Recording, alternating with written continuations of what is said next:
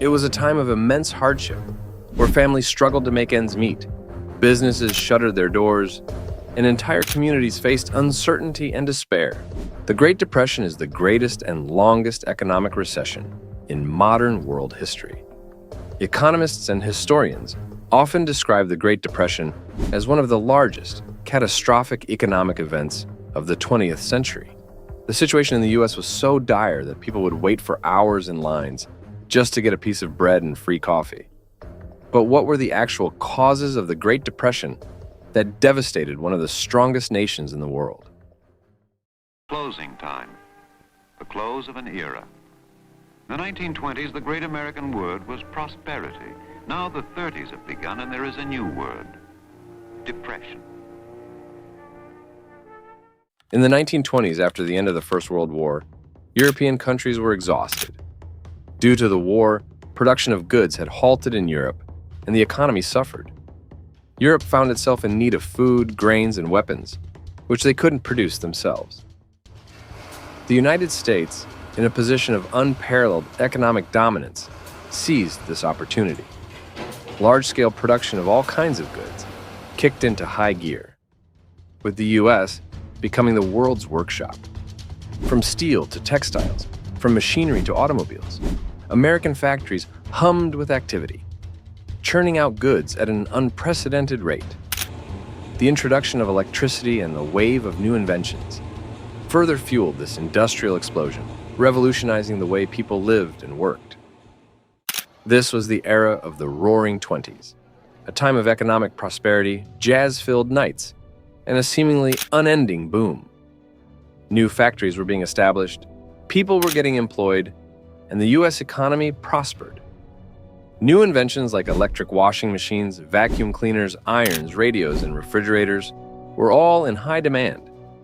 The general public constantly bought these new appliances, so the companies behind them grew rapidly. As a result, their shares also increased, and the American people started investing in the stock market. Many ordinary people, as well as professional speculators, played the stock market for the first time. With share prices climbing fast, people were convinced that the stock market was a great way to make money quickly, and some people even took out loans to buy stocks. Thus, the number of banks also increased greatly. Share prices kept increasing throughout the decade. By 1929, it was estimated that 4 million Americans had invested in the stock market.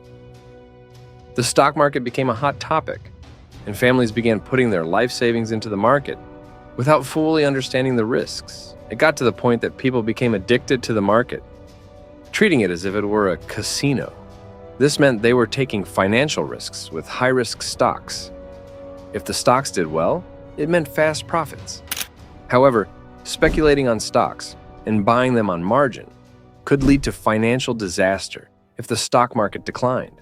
But as everything seemed fine, many imagined that this prosperity would go on forever.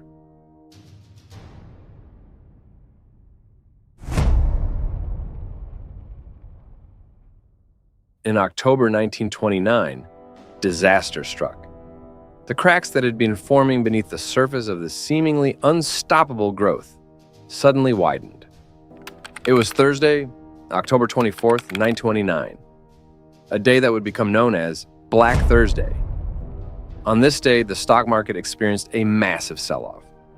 Panic swept through Wall Street as investors frantically tried to sell their stocks to salvage whatever they could. The market was in freefall, and the losses were staggering. Over 12.9 million shares were sold in a single day. A few days later, things got even worse, and I mean very bad. On October 29th, 1929, also called Black Tuesday, the market fell by 12%. Black Tuesday was even worse than the previous week as 16 million shares were sold in 24 hours. The stock market had lost more than $30 billion in value. This marked the beginning of the Great Depression. This collapse was the most distressing event in the history of the stock exchange. It was so devastating that many investors committed suicide due to their huge losses. One of the most notable incidents was witnessed by Winston Churchill. Churchill was visiting New York at the time of the crash. He first visited the stock market and then returned to his hotel, and while he was there, someone jumped out the window. It turned out he was a Wall Street broker who had been ruined. At the same time, ruined businessmen in New York tried to sell their automobiles and other luxuries for next to nothing. Thousands of people lost their fortunes. Despite this, the government and the elites tried to give false hope that everything was fine and the market would return to normal. The financial giant John D. Rockefeller went and bought some stock in a very public way to show that he too was confident that the economy was sound. He tried to assure everybody that this crash was temporary. In the 93 years of my life, depressions have come and gone. Prosperity has always returned and will again. But the damage had been done, and the public had completely lost their trust. President of the U.S., Herbert Hoover lost credibility in the eyes of Americans, as he appeared inactive in response to the crash. He continued with his policies, which worsened the condition of the economy. After Black Tuesday, panic spread rapidly throughout the country. People rushed to banks to withdraw their money, fearing losing everything as the stock market continued its downward spiral.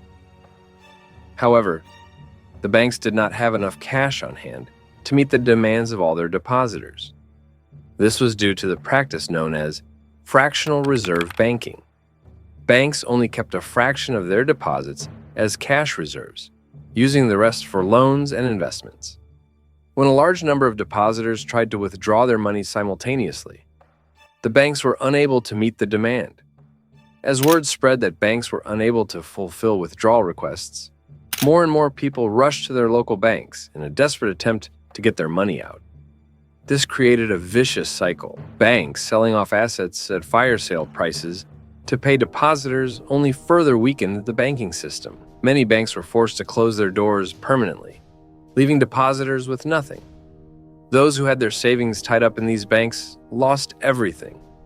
Families who had entrusted their hard-earned money to these institutions found themselves destitute overnight. Businesses that relied on bank loans for operations suddenly found themselves without capital, leading to widespread closures and job losses. Some are swept by alarm, and bank after bank across the country is hit by panic withdrawals. New lines appear on American streets, depositors swarming to snatch out what savings they have left before it's too late. Banks by the hundreds, by the thousands are forced to close. Industries had to fire a large number of employees. From the years 1929 to 1932, unemployment rose by 607%. The impact on the public was devastating. Families who had once enjoyed a comfortable lifestyle were now struggling to make ends meet.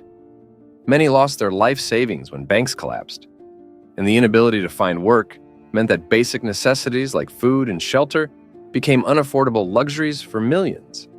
Homelessness soared, with shantytowns, known as Hoovervilles, springing up across the country.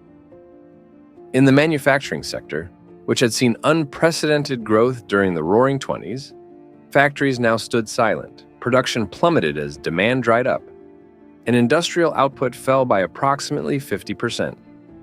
Industries such as steel, automobiles, and textiles were particularly hard hit. For example, automobile production, which had been booming, dropped from 5.3 million cars in 1929 to just 1.1 million in 1932. The agricultural sector was also in crisis. Years of overproduction and falling prices had already weakened the farming industry before the Great Depression. The collapse of the economy only worsened the situation. Farmers, burdened with debt, saw the prices of their crops plummet. The Dust Bowl, a period of severe dust storms and drought in the Midwest, added to their woes. By 1932, farm income had dropped to less than half of what it was in 1929. As a result, thousands of farmers were forced off their land, unable to make mortgage payments or afford basic necessities. The number of farms in the United States dropped by about 25% between 1929 and 1932. This displacement of rural families added to the already overwhelming urban population, exacerbating the housing and employment crises in cities. The effects of the Great Depression were not confined to the borders of the United States. This economic disaster spread worldwide, affecting many countries. International trade, which used to be strong, stopped almost completely because countries started using tariffs and other protective measures to try to save their own industries. In Europe, the impact of the Great Depression was particularly severe. Countries that had already been struggling to recover from the devastation of World War now faced even greater challenges. Germany, still burdened by reparations payments, saw its economy collapse further. The economic turmoil in Germany had far-reaching social and political consequences. The desperation and anger of the population fueled political extremism, leading to the rise of the Nazi Party and Adolf Hitler. France, Belgium, and other European nations also experienced significant economic downturns. In Asia, countries like Japan were hit hard by the collapse of global trade. The Japanese economy, heavily dependent on exports, suffered a sharp decline. Unemployment and poverty became widespread, leading to social unrest and political instability. Latin America was not immune to the effects of the Great Depression either. Countries like Brazil and Argentina, which relied heavily on exporting agricultural products, saw their economies plummet as demand dried up and prices fell. The collapse of the global economy led to a sharp decline in commodity prices, further exacerbating the situation. In response to this economic crisis, President Herbert Hoover faced criticism for his perceived inaction. He continued with his policies, believing that the economy would eventually recover on its own. The steps Hoover did ultimately take were too little, too late. As the situation worsened, the public grew increasingly unhappy with Hoover. He left office with one of the lowest approval ratings of any president in history. So in 1933, Franklin D. Roosevelt was elected as the president. Roosevelt offered a new approach. He promised a New Deal for the American people, a series of programs and reforms aimed at providing relief, recovery, and reform. Roosevelt's New Deal included initiatives such as the Civilian Conservation Corps, which provided jobs for young men, the Works Progress Administration, which employed millions on public works projects, and the Social Security Act, which provided a safety net for the elderly and unemployed. Roosevelt's policies marked a significant departure from Hoover's approach. He believed in government intervention to stimulate the economy and provide relief to those suffering from the effects of the Great Depression. Roosevelt's New Deal programs aimed to put people back to work, restore confidence in the banking system, and provide a safety net for those in need. I do not want to think that it is the destiny of any American to remain permanently on relief roll. But as for this country, I stand or fall by my refusal to accept as a necessary condition of our future a permanent army of unemployed. Under Roosevelt's leadership, the country began to see signs of recovery. The economy slowly started to improve, and the worst of the Great Depression began to recede. Whether the policies of Roosevelt ended the Depression is not known until today. But one thing that many historians agree on is that World War II played the final role in bringing an end to the Great Depression. Many economists believe that government spending on the war played a significant role in accelerating the recovery from the Great Depression, particularly in reducing unemployment.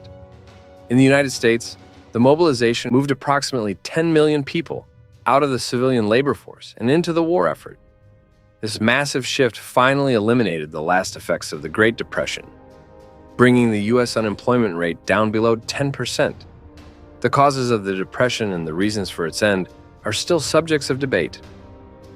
While there have been other economic disasters since then, the Great Depression stands as an unparalleled economic catastrophe with no equal in modern times.